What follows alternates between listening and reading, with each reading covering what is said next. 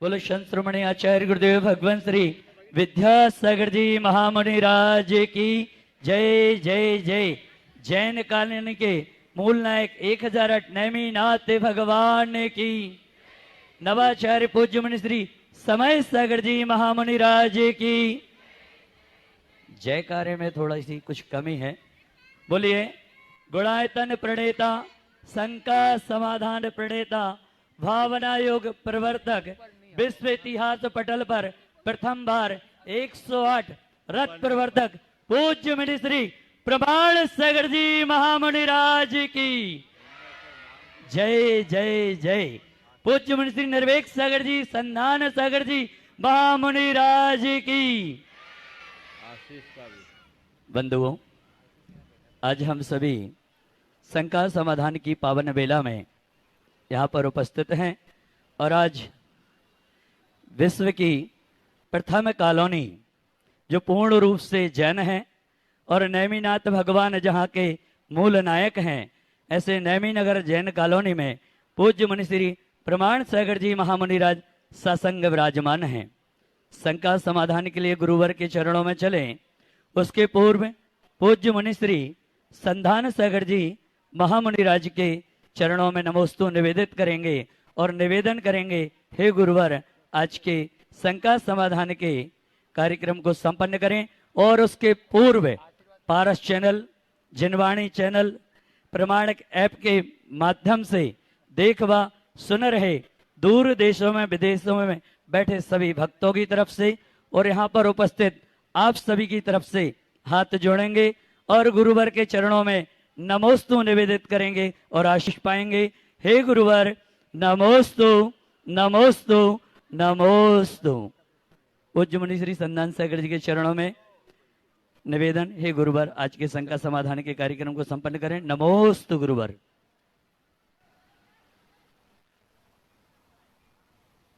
आज का यह है शंका समाधान का सत्र अपन गुरु चरणों में प्रारंभ करते हैं और चलते हैं। प्रथम प्रश्न के लिए मैं आमंत्रित कर रहा हूं संजीविन नेमिनाथ महिला मंडल, वे अपना प्रश्न गुरु चरणों में रखें और उसके बाद में तैयार रहेंगे खुशबू अंबुज जैन नेमीनगर इंदौर। नमोस्तु गुरुदेव। गुरुदेव, आज मैं पूरी कॉलोनी की बहनों की ओर से आपके सामने एक समक्ष बात रख रही हूँ। गुरुदेव, कहा जाता है कि सोच वह नहीं जो अपना रास्ता तलाश करे, सही सोच वह है जहाँ वह खड़ा हो जाए वहीं उसका रास्ता बन जाए। कोरोना काल में नेमिनगर महिला संगठन नेमिनाथ महिला मंडल की इन सभी बहनों ने जैन परिवारों की सहायता के लिए एक संजीवनी कोष की स्थापना की। उस कोष से हम प्रति माह 20 से 25 हजार रुपये हम गरीब, निर्धन, जरूरतमंद रोगी लोगों को पहुंचाते हैं। आज भी हमने कैंसर पेशेंट को 25 हजार रुपये की राशि ट्रांसफर की। गुरुदेव, मैं चाहती हूं कि हमारे सभी महिलाएं इसकी मेंबर है पूरी कॉलोनी की और सभी हमें बहुत सहयोग प्रदान करती है। मैं चाहती हूं कि आप हमें मार्गदर्शन दें कि हम आगे जन जन कल्याण के लिए कैसे आगे आएं और आपका आशीर्वाद पूरी नेमिनाथ महिला मंडल को मिले। नमोस्तु गुरुदेव। ये बहुत ही प्रशंसनीय बात है, प्रशंसनीय अनुकरणीय बात है कि महिलाएं अपनी बचत से लोगों को बचाने का काम कर रही, और ये काम सबको करना चाहिए। सवाल ये नहीं कि राशि कितनी, महत्वपूर्ण ये है कि पहल कैसी। आप लोगों ने जो ये पहल की है बहुत ही सार्थक पहल है और मैं सभी महिला मंडलों से कहूँगा आप लोग ज़्यादा मत करो। अपनी किटी का जो रुपया होता है ना उनको ऐसे कार्यों में लगा दो तो बहुतों की जान बच जाएगी। बचेगी कि नहीं बोलो? क्यों ना हम रचनात्मक दिशा में ऐसा काम करें। आप लोग ये महसूस करती होंगी कि आज के समय में समाज में जिस तरह के अभाव हैं और अल्पता, उससे ग्रसित लोगों के सामने 25,000 रुपये बहुत थोड़ा है, पर बूंद बूंद से घट बढ़ता है। इसलिए अगर एक एक महिला संगठन ने ऐसा किया, इसको थोड़ा और बढ़ाते जाए तो उसमें कई शून्य लग सकते हैं और इसी शून्य से हम बहुतों को पूर्णता प्रदान कर सकते हैं। मैं ऐसे तो हमेशा सभी से कहता हूँ कि साधर्मी भक्ति का प्रयास हम सबको करना चाहिए, साधर्मी जनों के प्रति वात्सल्य भाव रखना चाहिए, उनके लिए हमें सब प्रकार से सहयोग देना चाहिए। समाज के अन्य लोगों को भी समाज के अभावग्रस्त लोगों के लिए सार्थक प्रयास करना चाहिए। आज जैनों की संपन्नता तो सबको दिखाई पड़ती है, लेकिन जैनों के अंदर रहने वाली गरीबी के दर्शन बहुत कम लोगों को होते हैं। मैंने इसे बहुत निकटता से देखा है। आप सबको आश्चर्य होगा सुनकर, मैं एक ऐसे व्यक्ति के घर आहार करके आया हूँ जो पल्लेदारी करता था, मुठिया था, मुठिया समझते हैं, हमाली करने वाला, उसके घर आहार करा हूँ। मैं ऐसे व्यक्ति के घर भी आहार किया हूँ जो रिक्शा चलाता है। तो हर प्रकार के लोग हैं। जहाँ हमारे समाज में सुसंपन्न धनाढ्य लोग भी हैं, तो वहीं गरीब लोग भी आज हैं। हमारी ये जिम्मेदारी होती है कि यदि जैन समाज एक संपन्न समाज के नाम से पहचाना जाता है, तो जैनियों में एक भी गरीब न बचे, हर कोई संपन्न हो जाए। और उस संपन्नता के लिए कुछ नहीं करना, हर संपन्न व्यक्ति यदि ये तय कर ले, और हर संपन्न व्यक्ति की बात नहीं करता हूँ, जैन समाज में 10% लोग ऐसे हैं जो अति संपन्न हैं, और मेरे अनुमान से 10% लोग ही ऐसे होंगे जिन्हें सहायता की जरूरत है। हर अति संपन्न व्यक्ति अपने मन में प्रण ले ले कि मैं एक व्यक्ति, एक परिवार को संभालेंगे, तो हमारे समाज में एक भी गरीब नहीं रह पाएगा। इंदौर से इसकी शुरुआत होनी चाहिए। अच्छा है आपने ये प्रसंग छेड़ दिया। अभी बीच के दिनों में आप सबको पता ही होगा, जब गुणायतन का अधिवेशन हुआ, आज अशोक जी अपनी बात कहने वाले थे, मैंने उनसे कहा था कल कहना, लेकिन प्रसंग निकल गया तो आज ही कह देता हूँ। कह दूँ? अभी गुणायतन का जब अधिवेशन हुआ, यहाँ बात आई, एक प्रस्ताव अशोक जी ने ही रखा कि आज भी समाज में बहुत से अभावग्रस्त लोग हैं, और गुणायतन चूँकि जन कल्याणकारी उपक्रमों को पूरा करने के लिए भी उत्साहित हो रहा है, तो क्यों ना हम समाज के अभावग्रस्त लोगों के लिए सहयोग देने का प्रयास करें। तो इस बार गुणायतन के द्वारा जो 5 संकल्प और प्रस्ताव पारित किए गए, उसमें 2 प्रस्ताव बहुत प्रमुख थे जिसको इंदौर से जोड़ा गया। एक ये कि इंदौर में अध्ययनशील छात्र छात्राओं के लिए छात्रावास की स्थापना की जाए, और इंदौर से शुरुआत हो, भारत के 5 शहरों में हो। आप लोग कवायद कर रहे हैं, मुझे लगता है 2-4 दिन में वह योजना मूर्त रूप ले लेगी। और समाज के अभावग्रस्त लोगों के लिए सहयोग देने के लिए अशोक जी का ही प्रस्ताव था कि यहाँ के हम समाज का आर्थिक सर्वेक्षण कराकर समाज के अभावग्रस्त लोगों को अन्य प्रकार का सहयोग दें, जिससे उनको संरक्षण प्राप्त हो सके, संबल मिल सके। और उसकी भी शुरुआत देश के 5 शहरों में है, जिसमें इंदौर है। ये कार्यक्रम चल रहा है। आप लोगों से मेरा ये कहना है कि इस तरह के उपक्रमों से जुड़िए। और आप सबसे अब मैं आज कहना चाहता हूँ कि गुणायतन एक प्रोजेक्ट मात्र नहीं है, एक बहुत बड़ा मिशन है, अभियान है। आप सब उसका हिस्सा बनिए, उसके साथ जुड़कर, उसके सदस्य बनकर यदि आप इस तरह का काम करते हैं, तो बहुत सारे घरों में आप उजाला भर सकोगे। समाज में कोई अभावग्रस्त नहीं होगा, कोई कमज़ोर नहीं होगा। इसकी विधिवत पूरी जानकारी आप लोगों को कल दी जाएगी, लेकिन आज से ही अपनी मानसिकता बनाइए। हमें ये प्रयास करना चाहिए। हमारे शास्त्रों में लिखा है कि आपत्तिग्रस्त जैनानाम समर्थोपि यो उपेक्षित,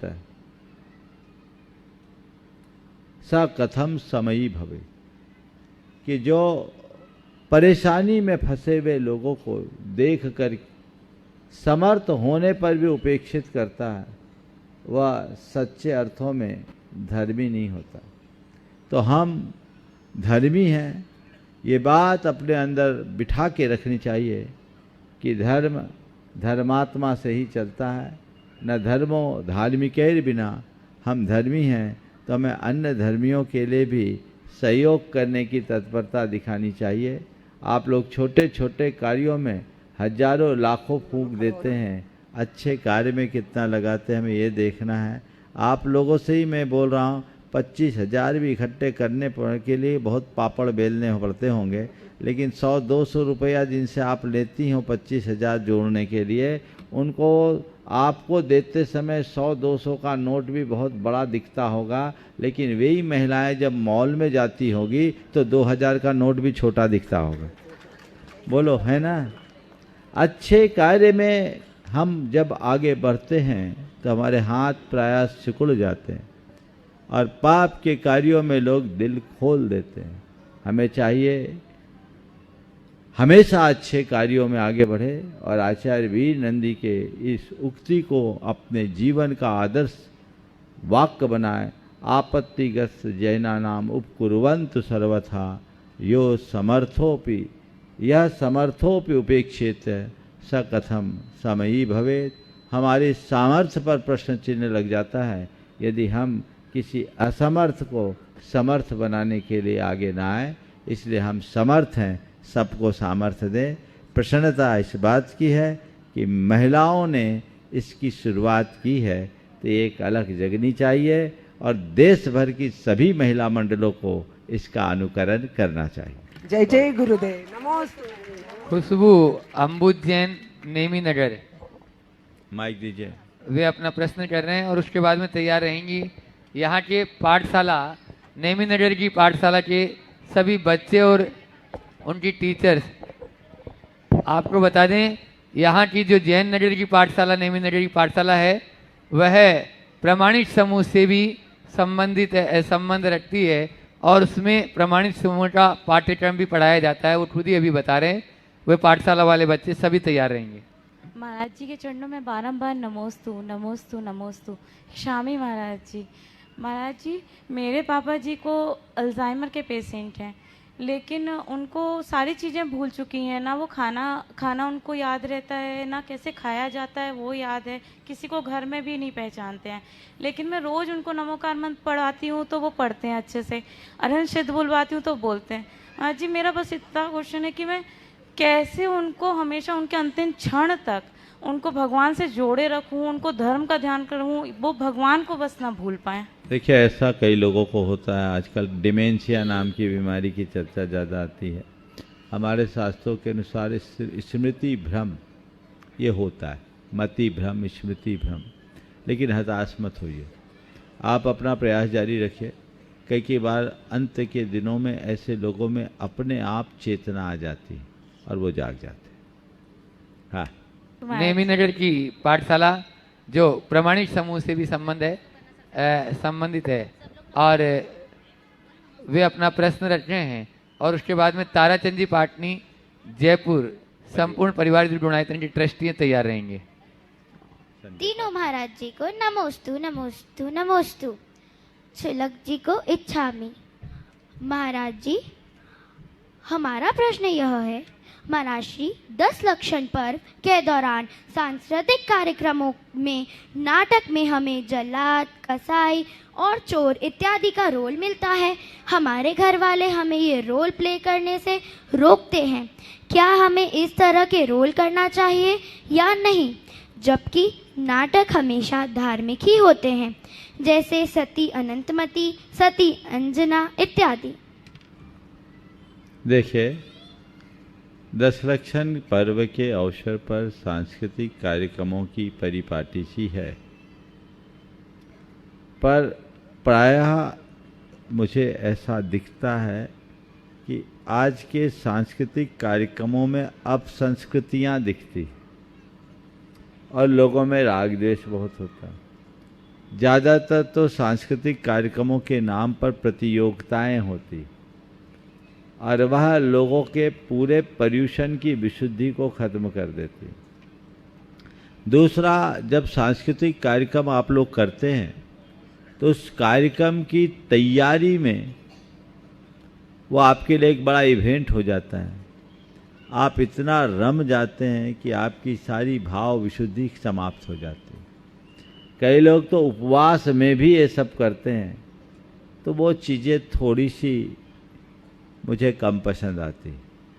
तो महाराज फिर हमारी प्रतिभाओं को आगे बढ़ाने का अवसर कैसे मिलेगा?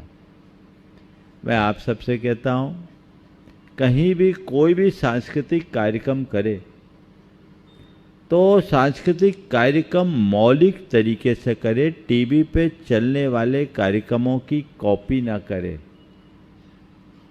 हमारे प्राचीन शास्त्रों में उल्लिखित आख्यानों, घटनाओं, प्रसंगों और कथाओं को नए तरीके से प्रस्तुत करें।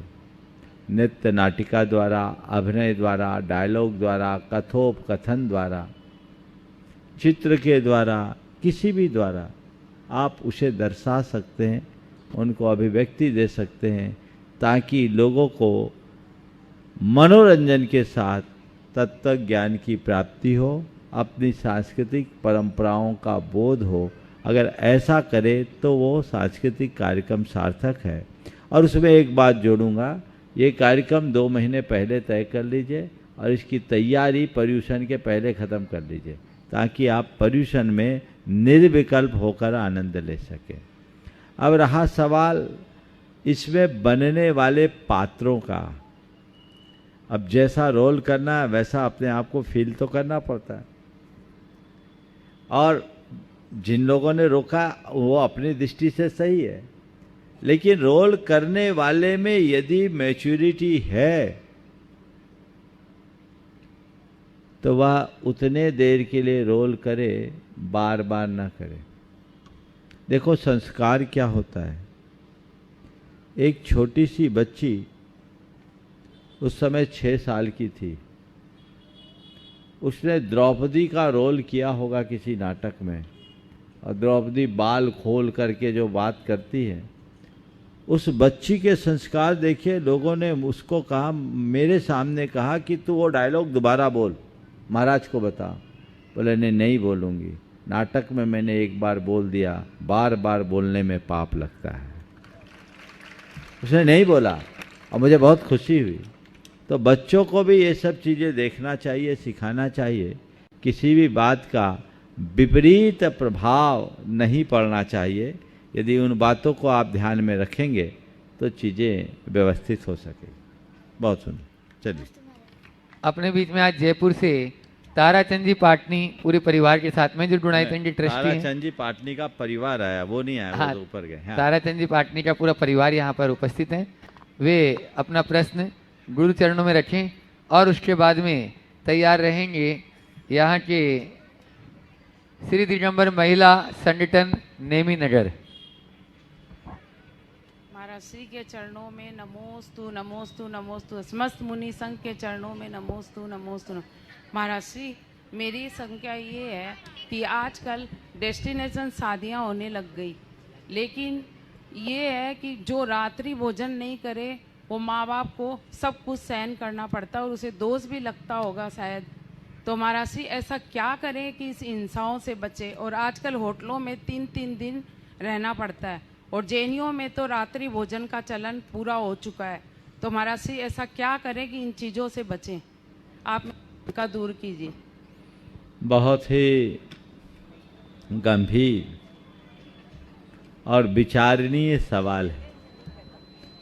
जैसे जैसे समाज में संपन्नता बढ़ रही है,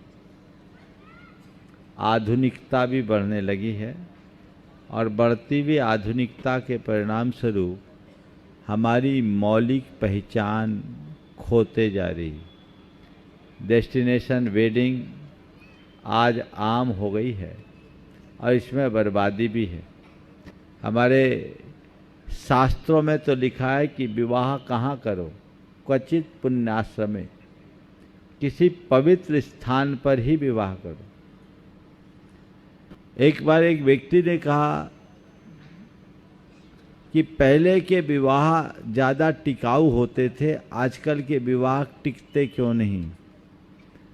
उन्होंने जिस भी दृष्टि से कहा, पर एक दृष्टि से मुझे उनका एक तर्क अच्छा लगा कि पहले के विवाह इसलिए टिक जाते थे कि क्योंकि पहले विवाह घर या मांगलिक स्थानों में होते थे, आजकल के विवाह सब होटलों में होते हैं, तो विवाह भी होटल जैसे हो गए।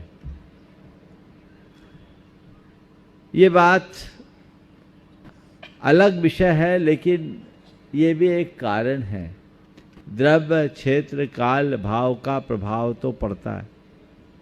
आप लोग सोचिए, जिस भी 5 स्टार होटलों में आप लोग विवाह आदि कार्यक्रम संपन्न करते हैं, आजकल तो घंटों से मिलता है। आज आपका विवाह, एक दिन पहले किसी दूसरे का विवाह हुआ और वहाँ सभी को अभक्ष्य वस्तुएं परोसी गई, वहाँ अनेक प्राणियों की हिंसा भी हुई।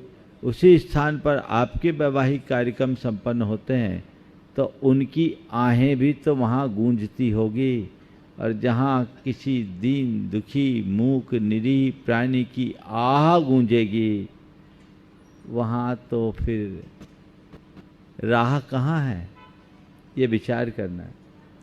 इसलिए डेस्टिनेशन वेडिंग के विषय में विचार करना चाहिए, और यदि आप लोग करते ही हो तो उसका स्थान पवित्र होना चाहिए। धर्म स्थानों में करिए ताकि वो व्यवस्थित हो सके, और दिन में कीजिए। ये बहुत ही लज्जाजनक दिखती है कि जैनियों के वैवाहिक कार्यक्रमों में दिन में खाने वाले जैनियों को अपना भोजन ढूंढना पड़ता है। कितनी लज्जाजनक बात है। अरे आपके आयोजन में तो रात में भोजन का काम ही नहीं होना चाहिए। और वो लोग देखो कि जो रोज गुरुओं के प्रवचन सुनते हैं, हजारों की तादाद में उपस्थित होते हैं, रोज साधुओं को आहार देते हैं। अभी आप लोगों से हाथ उठवा लूं तो मुझे लगता 10% का ही रात्रि भोजन त्याग होगा। उठवाऊं हाथ, चेक करूं। नेमी नगर बहुत धार्मिक नगर माना जाता है, थोड़ा टेस्ट ले ही लेता हूं इस इलाके का। थोड़ा महिलाओं में हाथ उठाओ तो कितनी महिलाओं का रात्रि भोजन का आजीवन त्याग है? आजीवन त्याग लगभग 30 से 35% हाथ उठ रहे हैं। एक प्रस्ताव पारित कर दूं कि जो आजीवन त्यागेगा उसी से आहार लूंगा। कर दें? अच्छा, हम लोगों का झमेला भी ऐसे ही होगा, बच जाएंगे।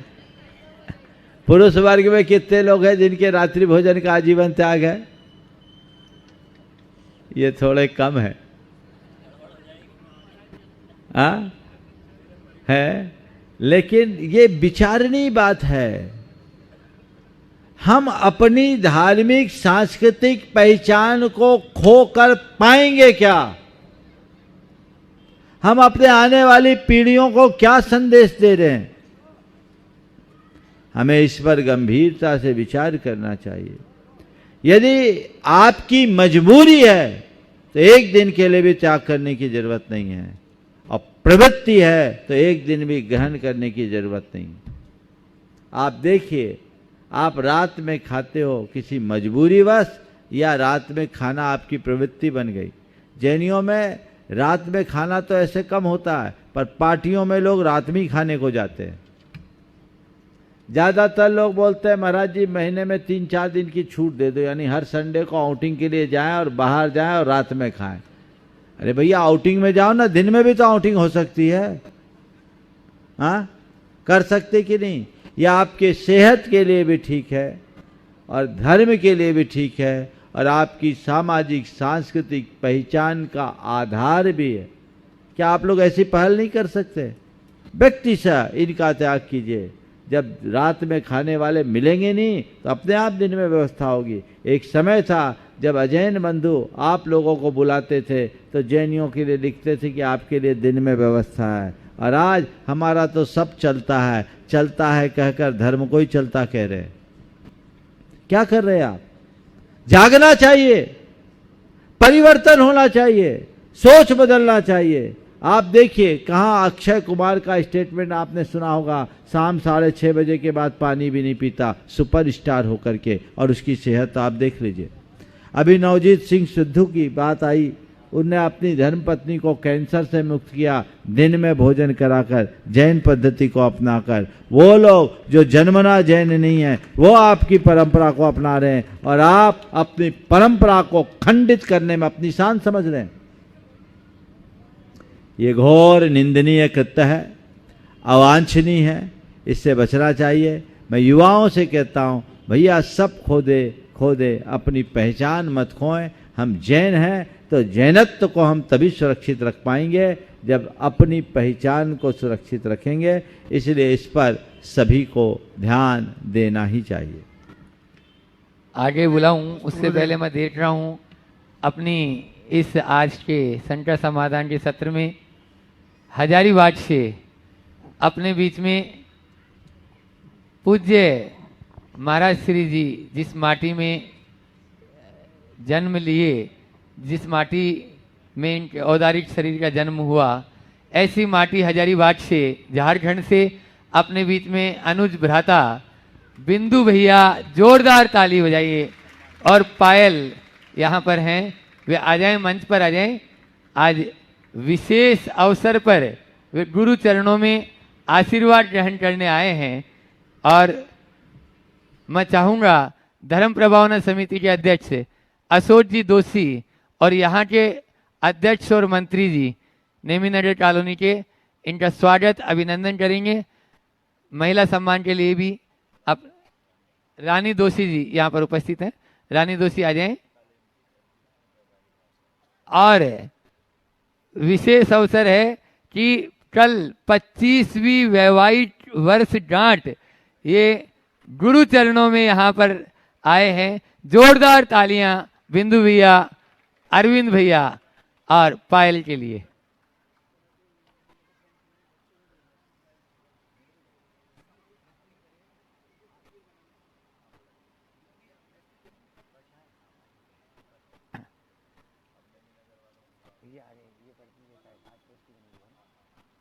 आज मैं चाहूंगा कि वे गुरु चरणों में अपना प्रश्न भी प्रस्तुत करेंगे। माइक पहुंचा दे माते।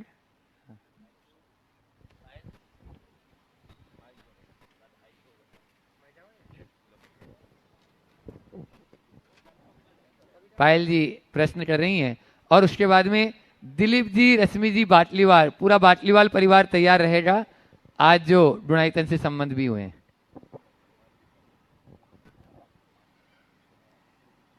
श्रद्धेय गुरु श्री प्रमाण सागर जी महाराज जी के चरणों में बारंबार नमोस्तु नमोस्तु नमोस्तु।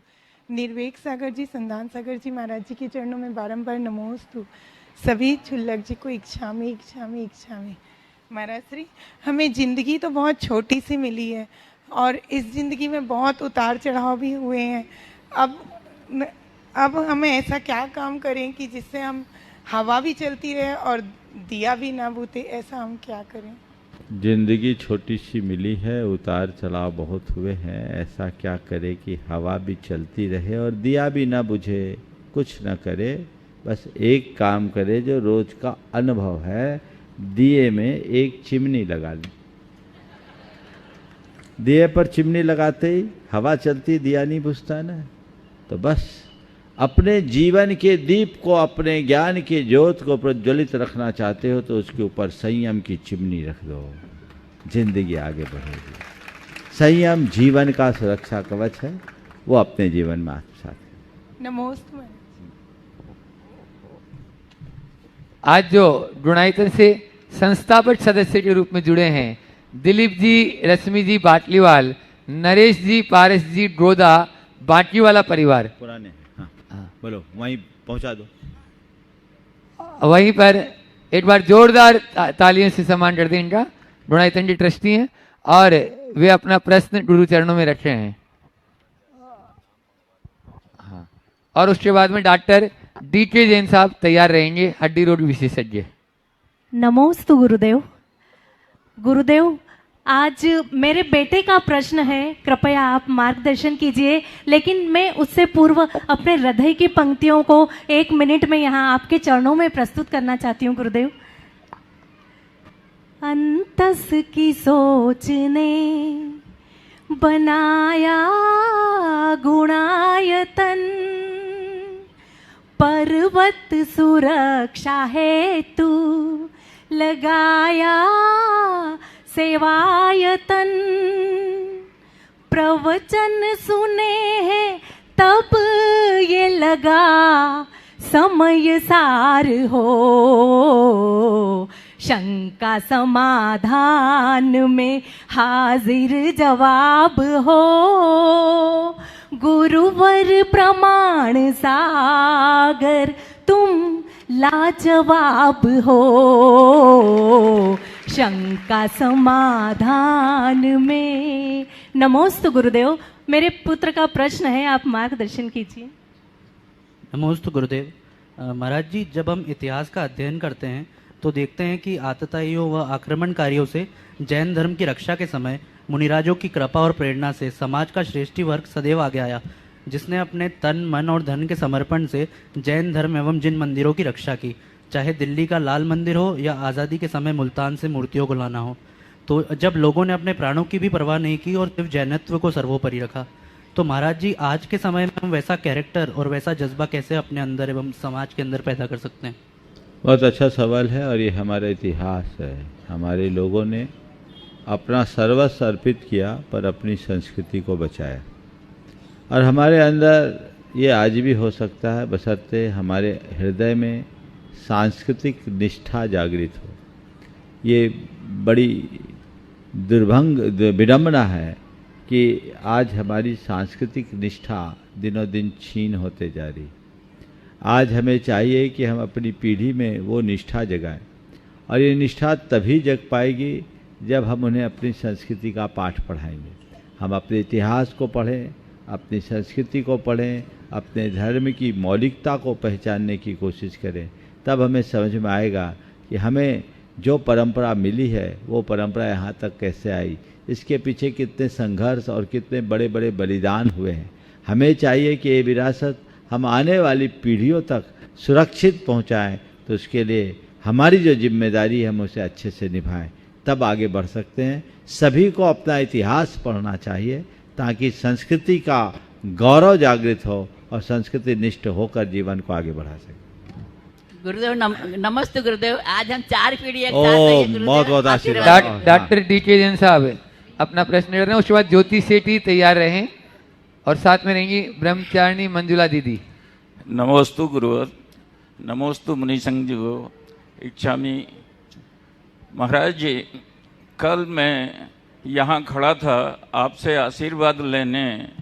मैं सिर्फ एक बार आपके पाद प्रक्षालन किए थे अपने फार्म हाउस के सामने गांधी कोल्ड स्टोर के पहले, तो वो मैंने सिर्फ आपसे पहली मुलाकात की थी। इसके बाद डॉक्टरों की जो मीटिंग आपने बुलाई थी उसमें आया था, और एक मैंने प्रश्न पूछा था इस 5-6 महीने के अंतराल में। 5-6 महीने, और वो भी जो है आपने बिना मन 5 महीने बिना मन के हमारा प्रश्न जो है बिना खेले ही बल्ला छोड़ के साइड से निकाल दिया था। खैर वो हो गई, मगर कल जब आपने मुझे पहचाना, डॉक्टर साहब बोला और बोले रुक के गए वहाँ पे, और पूछा कि क्यों धर्मपत्नी कहाँ हैं। धर्मपत्नी मैंने कहा वहाँ कहीं बैठी होंगी, इतने में ये भी आ गई और उनको भी आप पहचान गए। तो मैं आपकी याददाश्त देख के आपका मुरीद हो गया। पहले शायद इतना बड़ा भक्त नहीं था, भक्त कहूँ या मेरे को आचार्य श्री का तो बहुत धन्यवाद।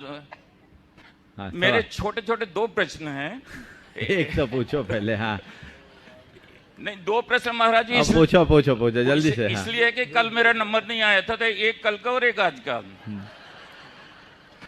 महाराज जी, मैं खुरई गुरुकुल से पढ़ा, मोराजी सागर से पढ़ा, और जो है इतना धर्मज्ञ था कि बिना मंदिर के बिना पूजा किए मैं खाना नहीं खाता था। यहाँ तक कि 10वीं क्लास में था, हमारा एनसीसी का कैंप गया, मैं एनसीसी के कैंप में गया, वहाँ रात्रि भोजन मिलता था, मैं कच्चे केले लेके गया और 10 दिन मैंने कच्चे केले निकाल के खा के निकाले। इसके बाद मैं इंदौर आ गया, MBBS किया, MS किया, दक्षिण अमेरिका थोड़ा जल्दी कर लीजिए, समेट लीजिए, दक्षिण थोड़ा और भी बहुत पीछे लोग हैं। दक्षिण अमेरिका चला गया, तो उसकी वजह से मेरा धार्मिक जो है लगाव उतना नहीं रहा, प्रोफेशनल लगाव ज़्यादा बढ़ता गया, बिजी हो गए। तो अब मेरा क्वेश्चन ये है कि फिर से धार्मिक लगाव उतना ही प्रगाढ़ करने के लिए क्या प्रोफेशनल लगाव को कम कर दें या छोड़ दें, या धार्मिक लगाव और जो प्रोफेशनल लगाव मेरा चल रहा है उतना ही चले? कुछ मत करिए, आप अपनी बुद्धि को वैसी ही बना लीजिए जैसी 10वीं क्लास में थी। सॉल्यूशन निकल जाएगा, समझ गए? वो अगर हो गई ना तो अपने आप रास्ता निकल जाएगा। छोटा सा प्रश्न दूसरा है, एक ही करे तो अच्छा है कल के लिए। बहुत वो सामाजिक जल्दी सामाजिक प्रश्न है। हाँ बोलो। आदिनाथ भगवान जब हुए थे, वेदों में उनका उल्लेख मिलता है, और उसके बाद 24वें तीर्थंकर महावीर हुए हैं, जो कि 500 साल पहले क्रिसमस अपने ईसा मसीह से पहले हुए हैं, और जो है बुद्ध महावीर स्वामी के समकालीन रहे हैं। तो मेरा प्रश्न ये है कि आदिनाथ भगवान से लेके महावीर स्वामी तक कोड़ा कोड़ी वर्ष हुए, कोड़ा कोड़ी मुनि हुए, कोड़ा कोड़ी ज्ञानी हुए, और जो है अपना धर्म 45 से 50 लाख पे ही रह गए जैनी लोग, और जो है क्रिश्चियन धर्म। ओम आपका आशय मैं समझ गया। आप एक पंक्ति में इतना भी पूछ सकते थे, आप तो विद्वान हो, कि हमारी संतति कोड़ा कोड़ी सागर की है, और उसके बाद भी हमारी संख्या इतनी सीमित क्यों? बंधुओं, ये काल का कुप्रभाव है। अभी संक्षेप में इतना ही उत्तर दूंगा, क्योंकि आपके प्रश्न का पूरा उत्तर मैंने दिया तो लोग आपको कोसना शुरू कर देंगे। ऐसे ही आपने काफ़ी समय ले लिया है, आगे बढ़ाइए। नमोस्तु। ज्योति सेठी वे अपना प्रश्न गुरु चरणों में रख रहे हैं, और उसके बाद में चंद्रकला जी पाटनी रांची तैयार रहेंगे। नमोस्तु महाराज जी, नमोस्तु महाराज जी। छुल्लक जी को इक्षामी इक्षामी इक्षामी। महाराज जी, मेरा प्रश्न यह है कि वर्तमान में जिस तरह पूरा विश्व गिरते हुए जल स्तर से चिंतित है, उसी प्रकार समाज बच्चों की गिरती हुई सहनशीलता से भयभीत है। अभी कुछ ही दिन पहले समाचार पत्र में पढ़ा था कि 15 वर्ष के बच्चे ने माता पिता द्वारा हाथ से मोबाइल छीने जाने पर घर में तोड़फोड़ का ऐसा तांडव मचाया कि माता पिता को घर छोड़कर बाहर निकलना पड़ा। महाराज जी, इस तरह की विध्वंसकारी मानसिकता को कैसे रोका जा सकता है? ये बहुत गंभीर और चुनौती भरा प्रश्न है। इसके लिए हमें सब कारणों की पड़ताल करनी चाहिए। बच्चों की टॉलरेंस कम क्यों हो रही, इसके पीछे जिम्मेदार कौन है?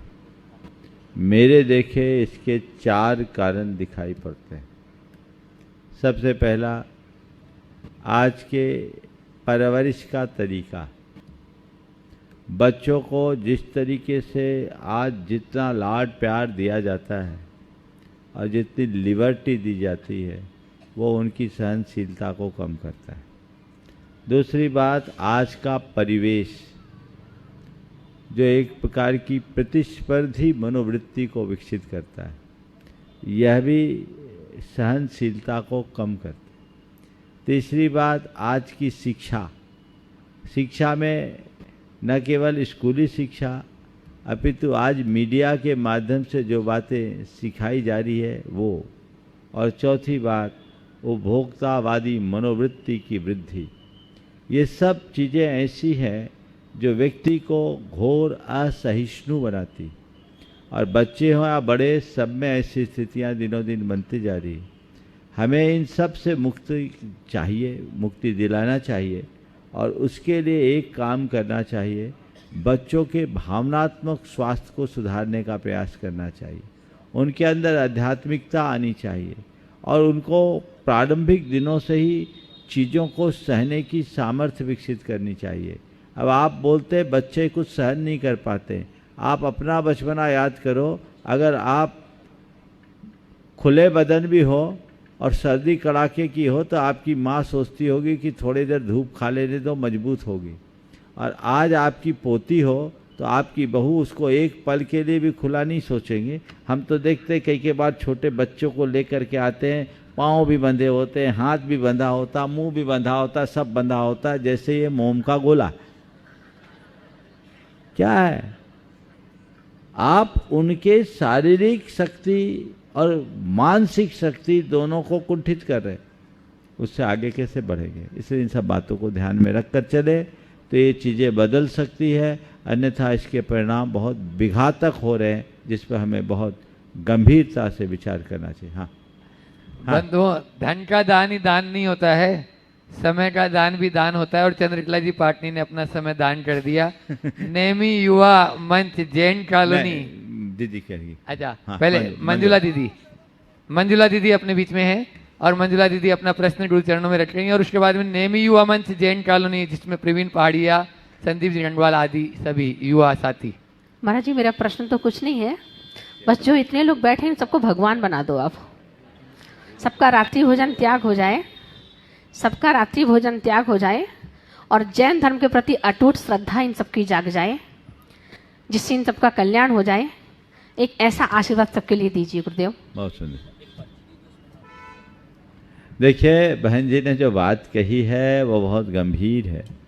मैं ऐसे तो बाध्य तो नहीं करूँगा आप लोगों को, पर प्रेरित जरूर करना चाहता हूँ और प्रेरित किया भी।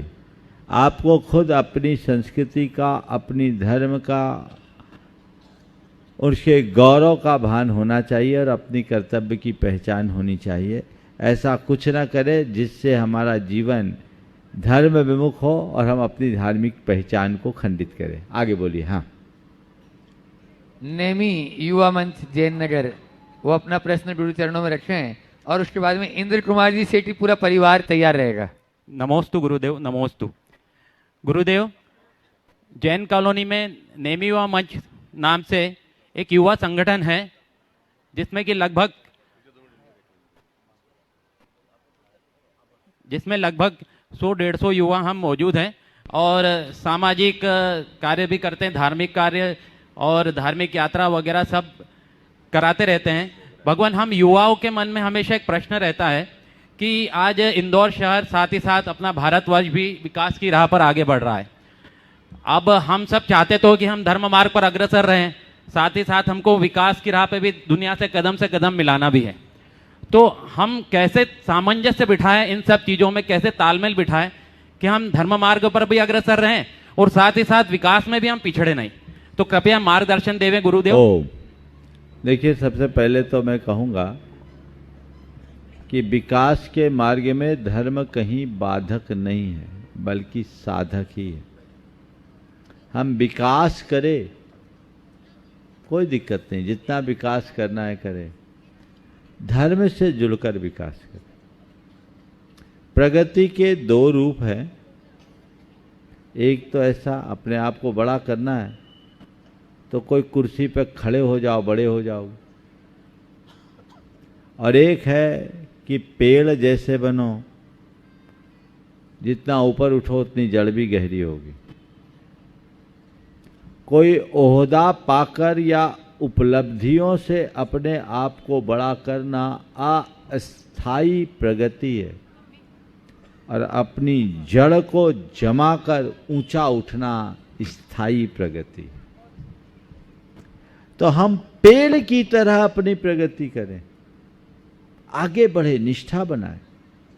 टेक्नोलॉजी का युग है, दुनिया आगे बढ़ रही है, हम खूब विकास करें, चरम तक पहुँचे, लेकिन अपनी प्राथमिकताएं अलग रखें।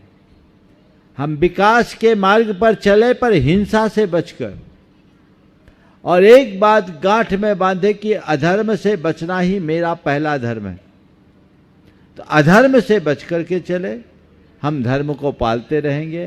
अपनी प्राथमिकताएं हम ऐसी बनाएं ताकि हमें अपने धार्मिक क्रियाकलापों के लिए भी समय मिल सके और हम अपने धार्मिक, सामाजिक, सांस्कृतिक दायित्वों को भी पूरा कर सके। चीज़ें तब अपने आप होगी। जो धर्मनिष्ठ लोग हैं वे 7 समुंदर पार रहने के बाद भी विशुद्ध धर्मात्मा पने से जीवन जीते हैं। मैं आपको बताऊं, मेरे संपर्क में ऐसे लोग हैं जो हफ्ते में 4 दिन फ्लाइट पे चढ़ते हैं, जो हर महीने में 2 बार भारत की सीमा को लांघते हैं, जो हमेशा 5 सितारा होटलों में ही रुकते हैं, पर रात्रि में भोजन नहीं, पानी भी नहीं लेते। जो व्यक्ति अपने गांव में रहे तो अभिषेक पूजन नियमित करते हैं। जो व्यक्ति कभी किसी प्रकार का ऐसा कोई काम नहीं करते जो जैन कुलाचार के विरुद्ध है। देश देशांतरों में भ्रमण करने के बाद, एक बड़े कारपोरेट के संचालक होने के बाद भी जब ऐसा किया जा सकता है तो फिर प्रगति में बाधा कहाँ है? ध्यान रखना, परिस्थितियां हमारे लिए बाधक नहीं है, बाधक है हमारे मन की दुर्बलता। अपनी दुर्बलता को दूर करें, हमारी सारी बाधाएं दूर होगी। आपके समाज के भूषण और अनेक संस्थाओं से जुड़े हुए ऐसे इंद्र कुमार जी सेठी, जिनको आज गुरुवर की नवदा भट्टी पूर्वक आहार कराने का सौभाग्य प्राप्त हुआ, वे अपना प्रश्न कर रहे हैं। गुणायतन की ट्रस्टी भी हैं सुप्रिया सेठी, उनके परिवार से वो प्रश्न कर रही हैं। और उसके बाद में सलील जी बड़जात्या, उनका पूरा परिवार, श्री सौरभ जी बड़जात्या आदि तैयार रहेंगे। मुनि संघ को नमोस्तु नमोस्तु नमोस्तु। चुल्लक जी को इच्छामि। साक्षात सुख दर्शक गुरुवर मेरे, हम धन्य हुए जब चरण पखारे। रोम रोम पुलकित है खुशी के मारे, आज गुरुवर का आहार हुआ निर्विघ्न हमारे। आज गुरुवर का आहार हुआ निर्विघ्न हमारे। हे गुरुवर, ऐसा कहते हैं इस संसार को परमपिता परमेश्वर ने बनाया है, फिर भी कोई अहिंसावादी होता है और कोई हिंसात्मक प्रवृत्ति का, ऐसा क्यों? देखिए, ये लोक धारणा है कि संसार को किसी परमात्मा ने बनाया। जैन दर्शन कहता है ऐसा नहीं, संसार को किसी ने नहीं बनाया। ये संसार अनादि से अनंत काल तक रहेगा, स्वभाव से है, स्वभाव से ही बना है। ये सब अपने अपने कर्मों का संयोग, किसी के द्वारा बनाया गया नहीं। जिस जीव के जैसे संस्कार होते उसका वैसा जीवन बनता है। यदि हम संस्कारों को परिवर्तित कर दें तो जीवन निखर जाता है, और संस्कार बिगड़ जाए तो जीवन बिखर जाता है।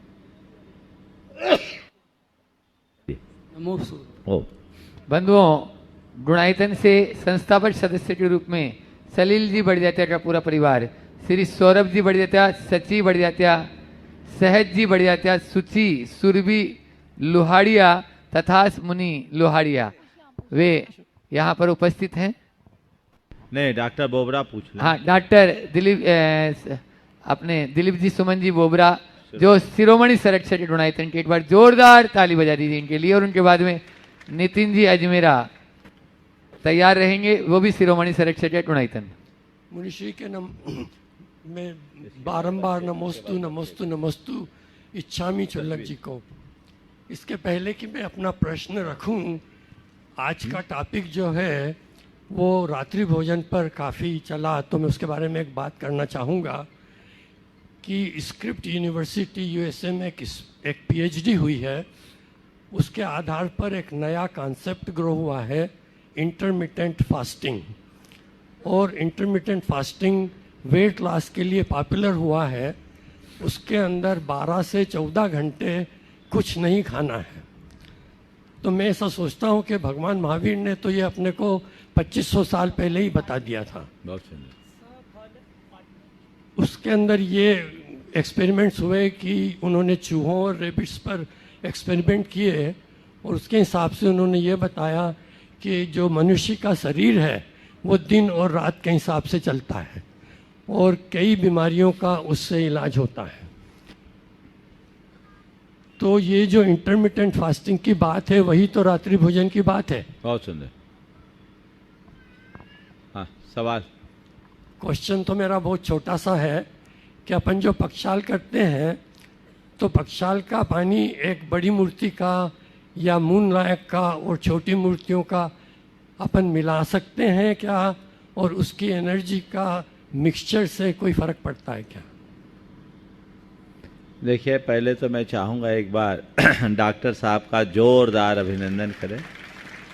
आज 7 समंदर पार रह कर के भी इन्होंने अपने जीवन में संस्कारों को जिस रूप में साकार किया है वह प्रशंसनीय नहीं, अनुकरणीय और आप लोगों के द्वारा अभिवंदनीय है। आप लोग जोरदार अभिनंदन करें और ये केवल स्वयं में नहीं, अपने बच्चों में भी उसी संस्कार के प्रवाह को आगे बढ़ाए। अभी इंटरमीडिएट फास्टिंग वाली जो बात कही, बिल्कुल विज्ञान के द्वारा एकदम सफल रूप से सिद्ध प्रयोग है और हमें इन सब बातों को अपनाना चाहिए और इसका गर्व करना चाहिए कि जैन जीवन शैली कितनी वैज्ञानिक है। हमें इसका अनुकरण करना चाहिए। जहाँ तक भगवान के प्रक्षाल के बाद के गंधोदक के मिश्रण का सवाल है, उत्तम तो ये है कि सब गंधोदक को अलग अलग ही रखना चाहिए। अब एक साथ अनेक जिन बिंबों का प्रक्षाल अभिषेक होता है, आप लोग सब इकट्ठे कर देते हैं। गंधोदक की बात क्या कहूँ, आप तो एक ही कपड़े से सब भगवान को प्रक्षाल लेते हैं, जबकि आप खुद दूसरों के टावेल से अपना शरीर प्रक्षालित नहीं करते। कायदे से ये होना चाहिए कि हर भगवान के प्रक्षाल का वस्त्र भी अंगोछा अलग अलग होना चाहिए और गंधोदक भी अलग अलग करे। पर अब इतना कहाँ करे, प्रैक्टिकल नहीं है। आपने उसके एनर्जी लेवल को मापने की बात की, इस पर अध्ययन होना चाहिए कि क्या होता है, सब गंधोदक को एकत्रित करने का परिणाम क्या होता है और अलग अलग करने से क्या होता है। यदि इसका तथ्यात्मक अध्ययन हो तो बहुत अच्छा परिणाम सामने आ सकता है। हाँ महाराज श्री नमोस्तु नमोस्तु नमोस्तु क्षुल्लक श्री इच्छामि इच्छामि इच्छामि। महाराज श्री, मेरा प्रश्न है कि एक व्रती को उत्कृष्ट सामायिक कैसे करना चाहिए जिससे उसे अधिक से अधिक कर्मों की निर्जरा हो सके। देखिए, अपने मन की क्षमता को बढ़ाने का अभ्यास करना चाहिए। क्षमता ही सबसे बड़ी सामायिक है और उत्कृष्ट सामायिक का काल है 6 घड़ी। 6 घड़ी तक स्थिरतापूर्वक अपनी क्षमता को बढ़ाने की कोशिश करें और वैराग्य भावना, तत्व चिंतन, मंत्र जाप में अपने मन को लगाएं। नमोस्तु। हाँ, अगला प्रश्न करें नितिन जी अजमेरा, नितिन सेफाली अजमेरा, शिरोमणि संरक्षक गुणायतन। इसके पहले एक बच्चा सफल जैन, सफल पाटनी, आपके ही नेमी नगर कॉलोनी का, इसने गुरुदेव की बहुत सुंदर छवि अपने हाथ से बनाई है। इधर कैमरे में दिखाओ, हमने देख लिया, कैमरे में दिखाओ, पहले कैमरे में दिखा लो, सबको दिखा दो, पूरे देश के लोगों को देख लेने दो। बहुत सुंदर इसने एक चित्र बनाया है, आप जोरदार अभिनंदन करें। चलिए सबको दिखा दो, इधर महाराज को भी दिखा दो। हाँ नितिन जी सवाल करिए। हाँ, नमोस्तु महाराज श्री। इच्छामी महाराज श्री, 2016 में अजमेर के चातुर्मास में बहुत इच्छा हुई थी कि आप कभी इंदौर में चातुर्मास करें और इस बात की बहुत प्रशंसा है कि क्लर्क कॉलोनी के मंदिर और नेमी नगर के मंदिर में आप पधारे हैं। ये दोनों मंदिर मेरे बचपन से जुड़े हुए हैं महाराज श्री, मेरा धर्म का ज्ञान यहीं से बड़ा हुआ है और मेरी बहुत इच्छा है ये भी कि अब आप दिल्ली भी पधारें, वहाँ भी हम चातुर्मास करें। तो महाराज श्री शेफाली ये पूछती है हमेशा मुझसे कि तुम्हें महाराज को अपने मंदिर दिखाने का भाव क्यों रहता है, कि मेरे को बहुत इच्छा होती है कि आप मेरे सारे मंदिर जाएं जहाँ जहाँ मेरा ज्ञान बढ़ा या मैंने धर्म सीखा। तो ऐसा मेरे को क्यों लगता है कि जब आप उन मंदिर आ जाते हैं तो मैंने भगवान को और प्रत्यक्ष रूप से देख लिया क्योंकि आपने उनके दर्शन कर लिए। ये भी एक राग है, ये हो जाता है, किसी न किसी रूप से लोगों का जुड़ाव तो बना ही रहता है, लेकिन ऐसी भावना रखना बुरा नहीं है, पर इसको लेकर व्याकुल होना अच्छी बात नहीं है। भावना ऐसी भाव कि हम जो जो सोचते वो हो जाए और ना हो तो जो हो रहा उसको स्वीकार कर लो, हमारा जीवन धन्य होगा, सफलीभूत होगा।